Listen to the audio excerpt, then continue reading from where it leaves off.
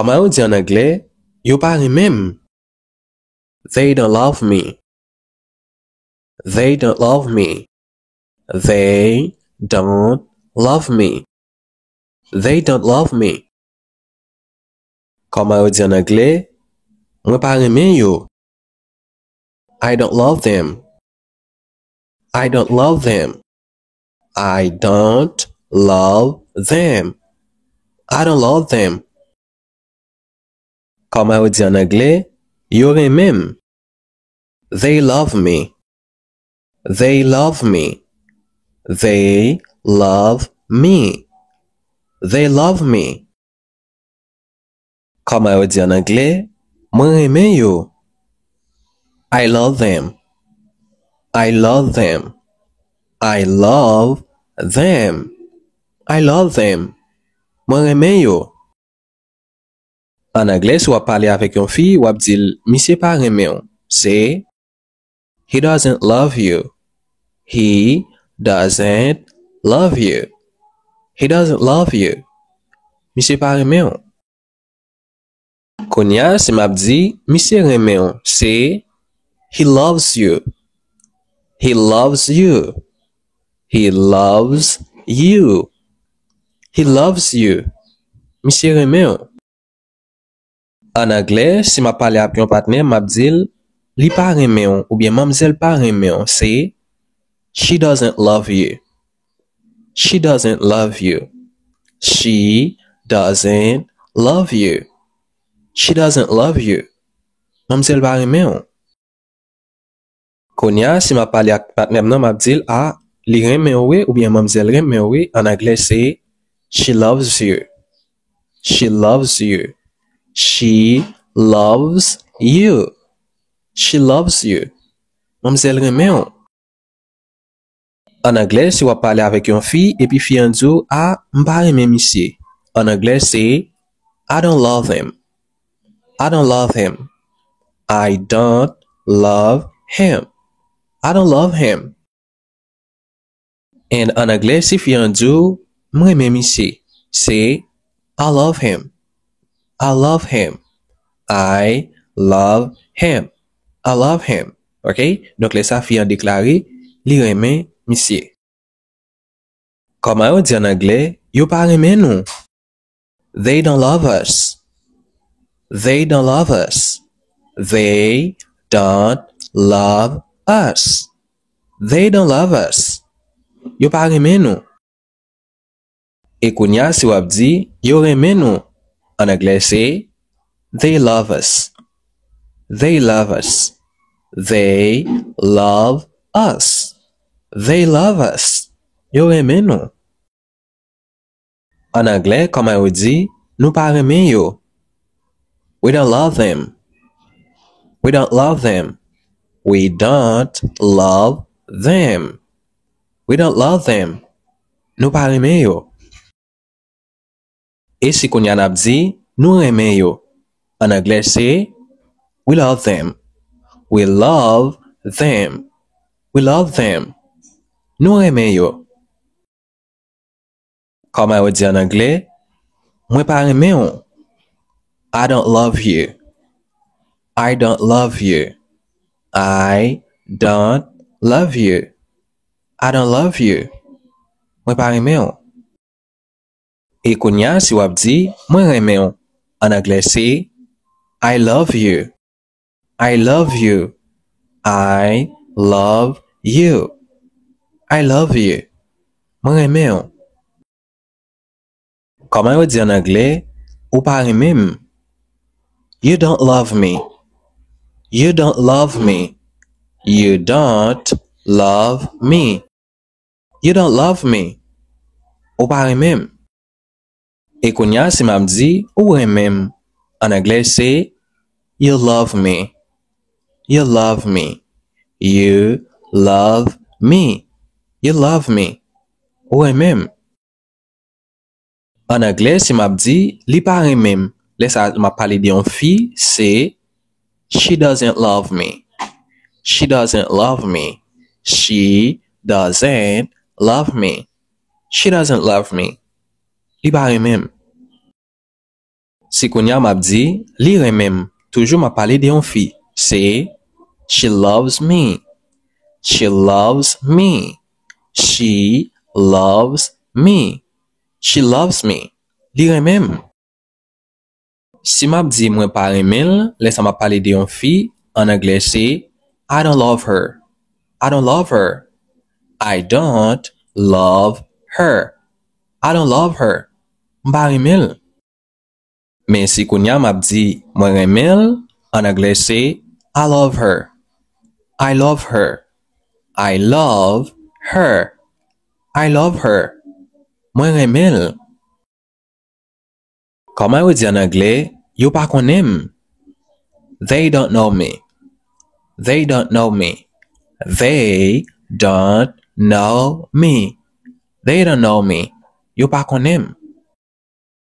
Et kounya si m'a dit yo konem, en anglais c'est they know me. They know me. They know me. They know me. Comment on dit en anglais, m'pa konnen yo. I don't know them. I don't know them. I don't know them. I don't know them. M'pa konnen yo. Et kounya si m'a dit moi konnen yo, en anglais c'est I know them. I know them. I know them. I know them. Moi konnen yo. Comment on dit en anglais, monsieur pas konnen? He doesn't know me. He doesn't know me. He doesn't know me. He doesn't know me. Monsieur pas konnen. Et kounya si m'a dit monsieur konnen, en anglais c'est he knows me. He knows me. He knows me. He knows me. Monsieur konnen. En anglais si wap di m'pa konnen ou bien m'pa konn monsieur, c'est I don't know him. I don't know him. I don't know him. I don't know him. M'pa konn monsieur. Et kounya si wap di m'konn monsieur. I know him. I know him. I know him. I know him. M'konnel. M'konn monsieur. En anglais si wap di yo pa konnen nou, c'est they don't know us. They don't know us. They don't know us. They don't know us. Yo pa konnen nou. Et kounya si m'a di yo konnen nou, en anglais c'est they know us. They know us. They know us. They know us. Yo konnen nou. Si wap di nou pa konnen yo, en anglais c'est we don't know them. We don't know them. We don't know them. We don't know them. Nou pa konnen yo. Et kounya si wap di nou konnen yo, en anglais c'est we know them. We know them. We know them. We know them. Nou konnen yo. Si wap di m'pa konnen yo, en anglais c'est I don't know you. I don't know you. I don't know you. I don't know you. M'pa konnen yo. Et kounya si wap di mwen konnen yo, en anglais c'est I know you. I know you. I know you. I know you. Mwen konnen yo. Si wap di yon moun ou pa konnen, en anglais c'est you don't know me. You don't know me. You don't know me. You don't know me. Ou pa konnen. Et kounya si m'a di ou konnen, en anglais c'est you know me. You know me. You know me. You know me. Ou konnen. Si m'a di li pa konnen, laisse m'a parler de yon fi, en anglais c'est she doesn't know me. She doesn't know me. She doesn't know me. She doesn't know me. Li pa konnen. M'zel pa konnen. She doesn't know me. Et kounya si m'a di li konnen, en anglais c'est she knows me. She knows me.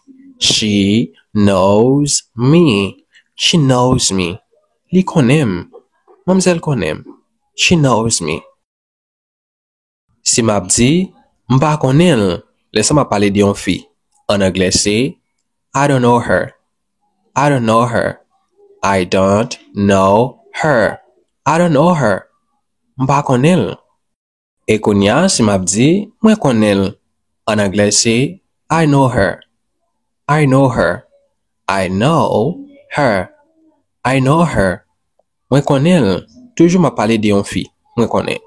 I know her. Si wap di, mwen pa konen, laisse-moi parler de yon chose, ça peut arriver si yon endroit, ou bien n'importe ça qui est lié, ou bien yon bagay ki yon a parlé de li, wap di, mpa konen, laisse-moi capable di, I don't know it. I don't know it. I don't know it. I don't know it. Mpa konen. E konya si wap di, mwen konen, toujou m'a parlé de yon chose. Laisse-moi say, I know it. I know it. I know it. I know it. Mwen konen. Si wap di, yo pa bezwen, en anglais c'est they don't need you. They don't need you. They don't need you. They don't need you. Yo pa bezwen. E konya si wap repon, yo bezwen. En anglais c'est they need you. They need you. They need you. They need you. Yo bezwen. Si map di, mwen pa bezwen yo. En anglais c'est I don't need them. I don't need them. I don't need them. I don't need them. Mpa bezwen yo. E konya si wap repon, mwen bezwen yo. I need them. I need them. I need them. I need them. Mwen bezwen yo. Si map di, mi se pa bezwen ou bien li pa bezwen. En anglais c'est he doesn't need me. He doesn't need me. He doesn't need me. He doesn't need me. Mi se pa bezwen. E konya si map repon, mi se bezwen ou bien li bezwen. En anglais c'est he needs me. He needs me. He needs me. He needs me. Mi se bezwen. Si wap di, mpa bezwen mi se. En anglais c'est I don't need him. I don't need him. I don't need him. I don't need him. Mpa bezwen mi se. Konya si wap di, mwen bezwen mi se. I need him. I need him. I need him. I need him. Bezwen mi se. Ou bien bezwen. En anglais si map di, yo pa bezwen nou. They don't need us. They don't need us. They don't need us. They don't need us. Yo pa bezwen nou. E konya si map di, yo bezwen nou. En anglais c'est they need us. They need us. They need us. They need us. Yo bezwen nou. En anglais si nap di, nou pa bezwen yo. C'est we don't need them. We don't need them. We don't need them. We don't need them. Nou pa bezwen yo.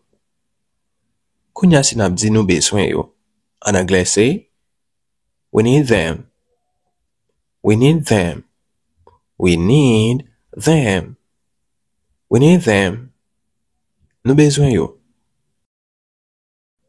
En anglais si map di mpa bezwen yo, c'est I don't need you. I don't need you. I don't need you. I don't need you. M'pa bezwen ou. Konya si m'a dit, mwen bezwen ou. I need you. I need you. I need you. I need you. Mwen bezwen ou. En anglais, si m'a dit, ou pas besoin, c'est you don't need me. You don't need me. You don't need me. You don't need me. Ou pas besoin. Et konya si m'a dit, ou besoin. En anglais, c'est you need me. You need me. You need me. You need me. Ou besoin. En anglais, si m'a dit, li pas besoin. Laisse-moi parler de yon fille. C'est she doesn't need me. She doesn't need me. She doesn't need me. She doesn't need me. Li pas besoin. Et kounya si m'a dit li besoin, toujours yon fille. She needs me. She needs me. She needs me. She needs me. Li besoin. En anglais, si m'a dit, m'pa besoin. Laisse-moi parler de yon fille m'pa besoin. C'est I don't need her. I don't need her. I don't need her. I don't need her. M'pa besoin. Et kounya si m'a dit, mwen besoin. I need her. I need her. I need her. I need her. Mwen besoin. En anglais, si m'a dit, m'pa besoin. Laisse-moi parler de yon chose. C'est I don't need it. I don't need it. I don't need it. I don't need it. M'pa besoin. Et kounya si m'a dit mwen besoin, toujours m'a parlé de yon chose. I need it. I need it. I need it.